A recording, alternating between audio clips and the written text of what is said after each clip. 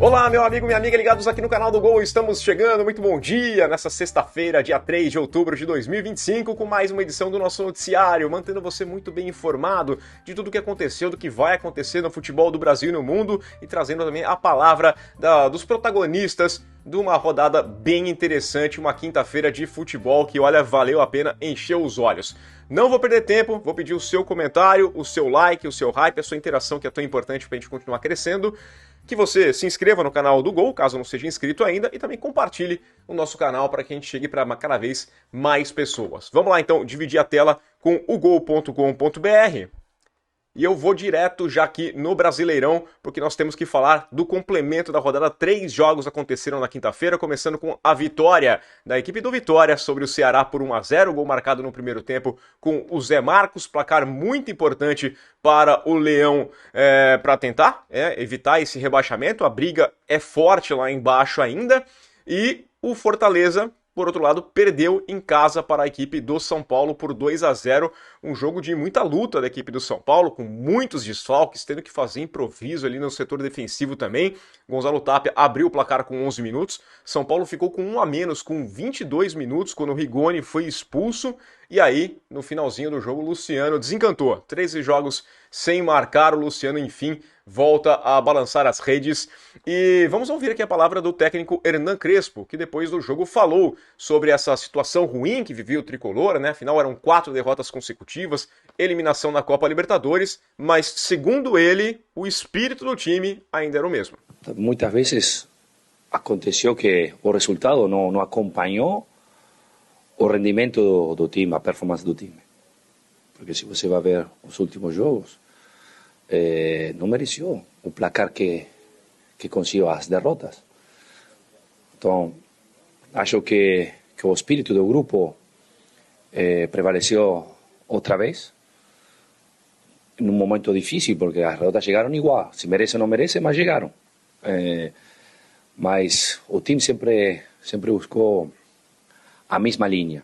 E pra gente fechar, tivemos um grande jogo no Maracanã. Olha, o público foi, assim, equivalente, porque foi o maior público do ano no futebol brasileiro, o maior público de jogo de clube no Maracanã, nesse New Maracanã, depois da reforma para a Copa do Mundo em 2013. Mais de 72 mil pessoas estavam presentes, mais de 67 mil pagantes, uma renda acima de 5 milhões de reais.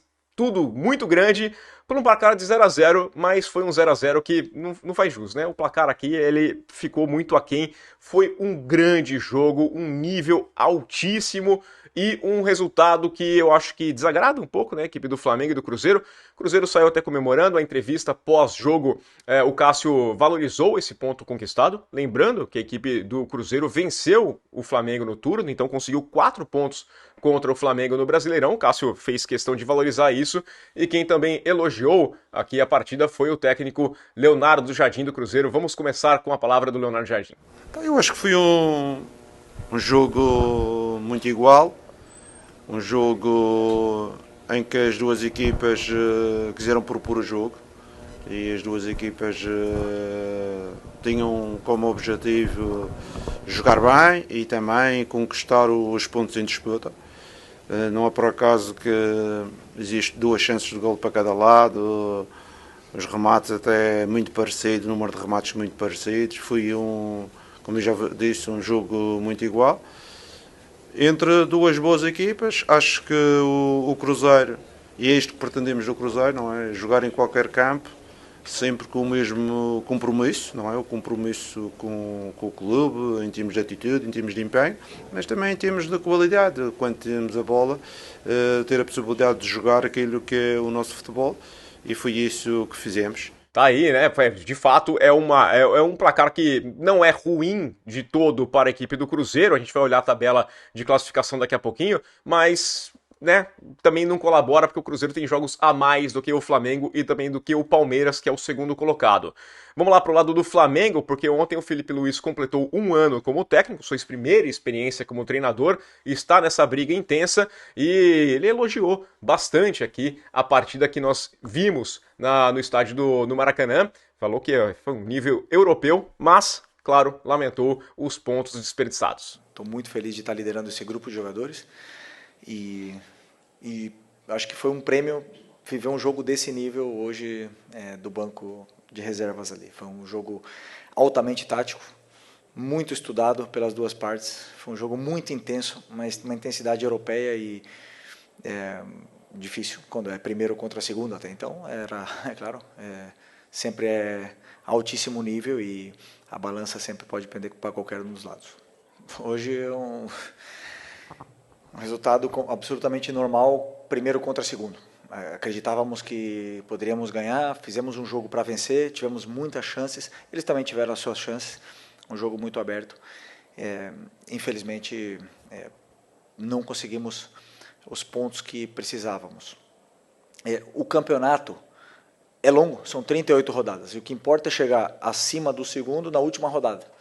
Estamos na briga, esses 3 clubes, hoje era uma grande oportunidade para a gente deixar o Cruzeiro para trás, não conseguimos, mesmo assim temos uma vantagem de pontos considerável para eles, com esse jogo a menos, contando se vencesse esse jogo, e é verdade que o Palmeiras está vencendo o jogo que falta, estaria empatado a pontos com nós, mas existem muitos jogos pela frente, e o que nós temos que ver é que nós estamos na briga, que a primeira fase do retorno, os primeiros 9 jogos são complicados, estamos melhor nesse momento que estávamos no turno, 3 pontos a mais somamos nesse primeiro começo de retorno do que o turno, não sei se me expliquei bem, e ainda temos, como você falou, confronto direto com o Palmeiras vai jogar com o Cruzeiro, tem jogos difíceis, nós temos jogos difíceis, é o campeonato mais competitivo do mundo, e vai ganhar quem for mais regular no final, e vai ser a melhor equipe no final das contas, por isso, pés no chão, humildade, continuar trabalhando e tentar ser campeão. Então vamos lá, olhar a situação de tabela nesse momento. O Flamengo lidera com 55 pontos, tem 25 jogos. Essa situação dos jogos é importante. Palmeiras com 52 tem 24 jogos apenas, então tem esse jogo atrasado. Se vencer, iguala o Flamengo em número de pontos, né? O Cruzeiro tem 51 pontos, é o terceiro, mas tem 2 jogos a mais que o Palmeiras, um jogo a mais do que o Flamengo. Então pode ver essa distância crescer aqui para 7 pontos, né? Considerando que Flamengo e Palmeiras vençam seus jogos atrasados, e aí eles chegariam a 58, o Cruzeiro ficaria 7 pontos atrás. Acabou? Não, porque o Cruzeiro ainda vai enfrentar o Palmeiras, tem mais um duelo com o Alviverde, e tem Flamengo e Palmeiras. Então é um jogo que pode, tá bagunçado. Esses 3 aqui estão muito fortes na briga, e essa briga promete ir até o final do Brasileirão com toda certeza. Botafogo é o 4º colocado com 43 pontos, mesma pontuação do Mirassol. Essa aqui seria o G4, né? Quem vai para a Libertadores, mas depende também de quem ganhar a Libertadores, quem ganhar a Sul-Americana, se der Atlético Mineiro, essas vagas podem aumentar. O Bahia tem 40 pontos, é o 6º, o São Paulo com 38 pontos é o 7º colocado, e a gente vai descer aqui, vamos lá para a briga contra o rebaixamento. Sport, 15 pontos, é o Lanterna. Fortaleza tem 21 pontos e é o 19º com 25 jogos, tá? O Juventude tem 25 jogos também, 23 pontos, é o 18º. O Vitória tem 25 pontos, é o 17º, mas tem 26 jogos. Tá 3 pontos atrás do Santos, mas tem um jogo a mais também do que a equipe do Santos. Então essa distância pode ser maior aí contra a briga do rebaixamento, né? Tá bem embolado, e essa situação de jogos a mais, a menos, é a mais complicada de todas, tá?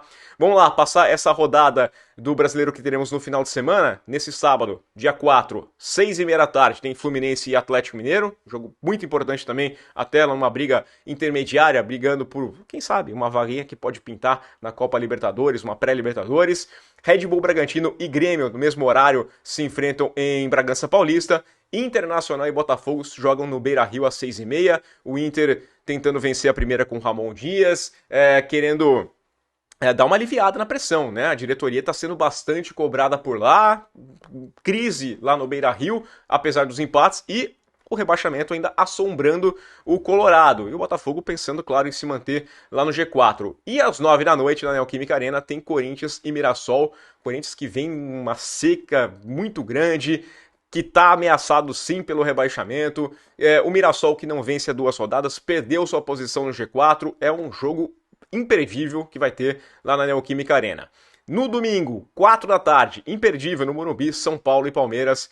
uma partidaça aqui, um clássico, e é claro, o São Paulo tentando dar uma aliviada, né? Venceu essa partida que já é muito importante, mas depois da eliminação, vencer um rival, atrapalhar um rival na briga pelo título é fundamental. 4 da tarde também tem Vasco e Vitória, o Vasco vindo de uma derrota, mas querendo afastar ainda mais, né, essa situação contra o rebaixamento. O Vasco já está aqui em 12º lugar, mas pode se distanciar ainda mais. O Bahia recebe a equipe do Flamengo, 6h30, jogaço também, tá? Rogério Ceni contra o Flamengo, times de peso na parte de cima da tabela, é mais um compromisso bem complicado para a equipe do Rubro-Negra. Juventude e Fortaleza às 6h30 da tarde, duelo aqui da parte de baixo da tabela do Brasileirão. Ceará e Santos, outro duelo da parte mais inferior do brasileiro aqui, o Santos tentando dar uma escapada no rebaixamento também, né? Abrir uma vantagem maior, conseguir ganhar um respiro maior. E o Cruzeiro encerra a rodada contra o Sport às 8h30 da noite. E é um jogo que é o Cruzeiro contra o Lanterna Sport. E vamos lá, não é inimaginável que Palmeiras e Flamengo percam seus jogos. Pensou se esses dois perdem seus jogos e o Cruzeiro consegue vencer? Dá uma aproximada, né? A briga fica ainda mais interessante. Promete ser grande jogo nesse final de semana. Brasileirão imperdível, você confere, claro, tudo em ugol.com.br. Agora a gente vai passar do futebol europeu, destacando a Liga Europa. Tivemos a segunda rodada ontem, temos times que estão com 100% de aproveitamento, o Dinamo Zagreb, que venceu o Maccabi Tel Aviv por 3-1, o Midland foi até a Inglaterra e venceu o Nottingham Forest por 3-2, placar surpreendente aqui. O Aston Villa venceu o Feyenoord por 2-0, também jogando fora de casa. O Braga, fora de casa, venceu o Celtic por 2-0. O Lyon venceu o seu jogo contra o Red Bull Salzburg por 2-0 também. O Porto bateu o Estrela Vermelha por 2-1 jogando no Dragão. E eu vou destacar aqui o Lille, né, que é o último time que está com o 100% de aproveitamento depois de 2 rodadas. O Lille venceu a Roma, jogando lá na capital italiana. E aí, o destaque é isso aqui, né? O goleiro que defendeu 3 pênaltis da Roma, mantendo esse 100%. Tô falando do goleiro, o Berk Ozer, o Dovbyk, que é o ucraniano jogador centroavante da equipe da Roma, pegou para bater, bateu no canto esquerdo, defendeu o goleiro, o árbitro mandou voltar porque teve invasão da área, bateu de novo no mesmo canto, o goleiro pegou de novo, e aí o Matias Solé, argentino, foi lá, pegou a bola e falou assim, não, 3 não, deixa comigo que eu vou bater. Escolheu o outro canto e o goleiro foi lá e pegou mais uma vez. É um momento espetacular aqui, é sensacional o que aconteceu, defesaça. Eu já tinha visto o goleiro pegar 3 pênaltis no jogo, disputa de pênaltis, mas no mesmo lance aqui, acho que é a primeira vez que eu acompanho. Liga Europa está bastante movimentada também, tá? Final de semana, Premier League aqui, vamos falar dos jogos mais importantes.